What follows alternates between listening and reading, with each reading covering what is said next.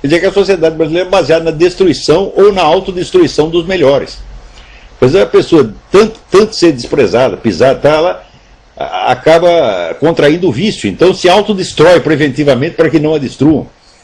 Quer dizer, o número de brasileiros que se autodestruíram, inclusive o meu querido amigo Bruno Tolentino, morreu muito mais cedo do que devia, e desde que chegou ao Brasil entrou num processo de autodestruição, induzido pelo meio, tá certo? Que acabou morrendo mesmo. Então, olha, eu quando era jovem descobri que eu não devia fazer isso. Quer dizer que eu jamais deveria me julgar a mim mesmo pela opinião dos invejosos, dos incapazes, etc, etc. Agora, dizia Nietzsche, quem não sabe desprezar não sabe respeitar, e também tem o inverso, quem não sabe respeitar não sabe desprezar. Tá certo? Então, no Brasil, o respeito e o desprezo já estão completamente invertidos. E a eleição da Dilma mostra isso, porque essa mulher é absolutamente desprezível sob todos os aspectos. Se você pegar o Lula comparado com ela, o Lula é um príncipe comparado com Dona Dilma. Milagre não acontece quando as pessoas estão rezando para que não aconteça, porra. Tá entendendo? Eu acho que no Brasil está todo mundo querendo a degradação. Por quê? As pessoas, por ser uma sociedade muito confusa, as pessoas são inseguras. Na verdade, nós herdamos essa insegurança, já veio de Portugal, porque Portugal, durante 8 séculos, ficou o tempo todo, assim, 3 meses os árabes dominavam, depois vinham os portugueses, dominavam mais 3 meses, então eles nunca sabiam quem mandava naquela porcaria. Né? Então, se você não sabe quem manda, você também não sabe qual é a regra do jogo. No Brasil, ninguém sabe qual é a regra do jogo. As pessoas não têm princípios, as leis não são aplicadas, então pode valer qualquer regra. Então, por causa disso, as pessoas ficam inseguras e elas criam uma necessidade exagerada do apoio e da afeição dos outros. O brasileiro é um carente afetivo perpétuo. Então, isso é a raiz de tudo o que está acontecendo. Esta insegurança pessoal, da qual todo brasileiro que eu conheço hoje em dia sofre, com exceção deste que vos fala. Então, um cara de um partido político no Brasil veio me oferecer, era assim, $5 mil para eu escrever 5 artigos a favor do partido dele. Eu digo, mas meu amigo, eu escrevo de graça a favor do seu partido, se o seu partido estiver fazendo a coisa certa. De você vir me oferecer dinheiro para escrever para o seu partido. Agora, o Brasil está cheio de gente que aceita dinheiro de partido. Cheio de jornalista, de coronel do exército, tá certo? Todo mundo pegando dinheiro do partido para escrever a favor. Que é isso, porra? O brasileiro é o povo mais dinheirista do universo. Mais dinheiro. O brasileiro só pensa em dinheiro. Assim, e não é porque ele quer ficar rico. Não, ele tem medo de ficar sem dinheiro na semana que vem. Quer dizer, um povo que está sempre com o cu na mão, você entendeu? É um povo de covarde. É uma coisa horrorosa, medonha, degradante. E eles consideram que isso é educação. Eu digo, olha, na minha geração, era essa educação que já se passava para as pessoas. Né? Mas algo me disse que aquilo estava errado. Graças a Deus. Agora, vocês viram como é as coisas. Né? O Zé Serra, 1/3 dos votos dele, ele deveu ao Índio da Costa. O Índio da Costa se projetou com uma personalidade brilhante, um homem capaz de ocupar um espaço, uma pessoa que tem peso, e que nos debates com os outros, ele, de maneira muito educada e correta, ele tapou a boca de todos aqueles fulanos.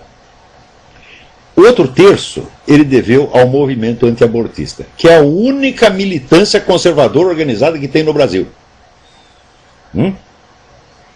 Pessoal antiabortista tem contato uns com os outros, circulam documentos, circulam informações, quer dizer, eles sabem o que está acontecendo, então eles puderam, vamos dizer, agir e mobilizar uma parte do eleitorado para votar não a favor de Serra, mas contra Dilma. Porque Dilma tem o programa abortista. Agora, esse partido, o PT, é o partido cínico, canalha, criminoso. Porque eles colocam no seu programa a legalização do aborto como condição indispensável para a participação do militante, expulsa quem é contra a descriminalização do aborto, e depois, quando você diz que eles são partido abortista e que a candidatura Dilma é abortista, eles dizem que é calúnia. Isso quer dizer que eles sabem que são criminosos. Né? Muito bem. Mas a militância antiabortista deu um exemplo do que se pode fazer, e daqui a pouco eu vou comentar melhor isso aí. Então, isso quer dizer que 1/3 foi o prestígio do Índio da Costa. 1/3 foi o movimento abortista. E 1/3 foi o que aqueles marqueteiros que trabalham para o Zé Serra conseguiram. Ô Zé Serra, ô turma do PSDB, do DEM, quando é que vocês vão aprender que esses marqueteiros são amadores, não entendem merda nenhuma de política, mas zero, zero, zero, zero, zero. É?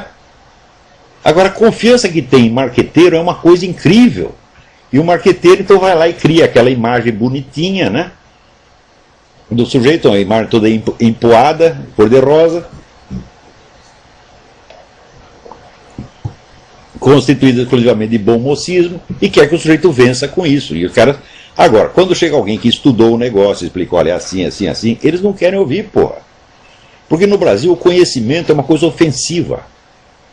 Né?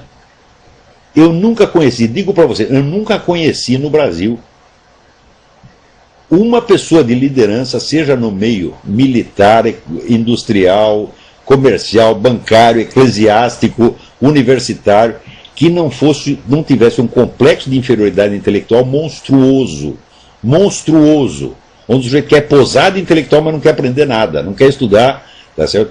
Mas ele gostaria de ser intelectual. Aqueles caras que dizem assim, eu vou primeiro ganhar um dinheirão, e daí eu vou, depois quando eu for um cara rico, daí eu vou escrever livros maravilhosos. Né? Isso é impossível, meu Deus do céu. Então, quer dizer, todos acham que a atividade intelectual é uma espécie de hobby, a qual você vai se dedicar quando você se aposentar. Não entende a seriedade, o profissionalismo da atividade intelectual, nem tem a menor ideia disso. Ser intelectual para eles é uma questão assim de publicidade, é questão de imagem apenas. Né? A partir daí, a coisa foi para o brejo. Acabou a autocultura, acabou a religião, acabou a língua. Porque hoje em dia ninguém consegue falar português. E a dona Dilma, ou seja, quando ela foi entrevistada, perguntaram que livros que ela gostava, falou, eu li um livro recentemente, o livro me impressionou muito, era muito bom, mas eu não lembro o título. Então essa mulher nunca leu nem Tio Patinhas, porra. Ela não leu nem o programa do PT, ela faz o que lhe mandam. É? Então, agora no Brasil se considera que a cultura é apenas um adorno que você vai botar em cima da pessoa. Então, é curioso que o brasileiro acha o seguinte, primeiro ele tem que resolver todos os problemas práticos da vida e depois ele vai tratar de se tornar inteligente. É? Você vê, por exemplo, esse pessoal todo admira muito, né? O pessoal petista, o Lula, por exemplo, admira Getúlio Vargas. É? E quer ser o Getúlio Vargas. Getúlio Vargas é um homem de alta cultura. Getúlio Vargas sabia trechos de Nietzsche de cor. Ele era o livro de cabeceira dele, era um livro que eu não recomendaria, mas ele lia Nietzsche e sabia aquilo de cor. Então, não era um qualquer, não era um idiota, tá certo? Agora, onde é que você vai achar no mundo um grande estadista que não tem alta cultura? Isso não existe, minha gente, isso é impossível. Você pega aqui Abraham Lincoln foi um dos maiores escritores da língua inglesa. Pega o Winston Churchill, mesmíssima coisa. Você pega o próprio Charles de Gaulle, o homem escrevia que era uma maravilha. Então, isso aí, vamos dizer, a alta cultura é condição preliminar, todos têm que ter. E não vem com a história que você foi de origem pobre, que eu fui de origem mais pobre do que você. É? Olha, essa pergunta pressupõe que existe, assim, o comunista sincero e o comunista ladrão. Eu digo, a diferença não existe. O comunismo é uma coisa essencialmente corrupta desde o início e desde a raiz. Tá certo? Então, você roubar é aumentar o poder. E você alegar um ideal futuro, esta é a prática normal desde que existe esse movimento. Por um motivo muito simples. O sujeito diz, eu tenho o plano do mundo melhor a ser realizado. Bom, o plano está lá no futuro. Como é que nós vamos realizar? Primeiro, nós precisamos adquirir o poder de realizá-lo. Então, você tem duas etapas. Primeiro, a conquista do poder. Segundo, a realização do mundo maravilhoso. O mundo maravilhoso continua hipotético e futuro, por definição. Mas a conquista do poder é a parte real da história. É? Então, você vê, por exemplo, quando subiu Stalin ao poder, qual era a função de Stalin no Partido Comunista? Era assaltar bancos e roubar trens para dar dinheiro para o partido. Era um assaltante. E por isso mesmo subiu. É? Agora, você acha que o sujeito vai ficar assaltando e roubando para o partido durante 10, 20 anos e não vai pegar nem um pouco de dinheiro para si?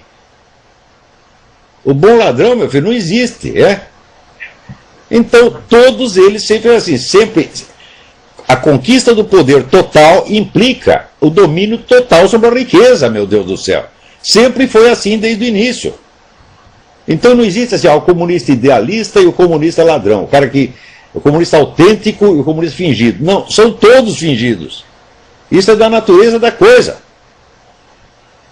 Tanto que você vê, quem é o brasileiro que era mais próximo do Fidel Castro? Não é Zé Dirceu? E qual é o mais ladrão de todos? Zé Dirceu mesmo.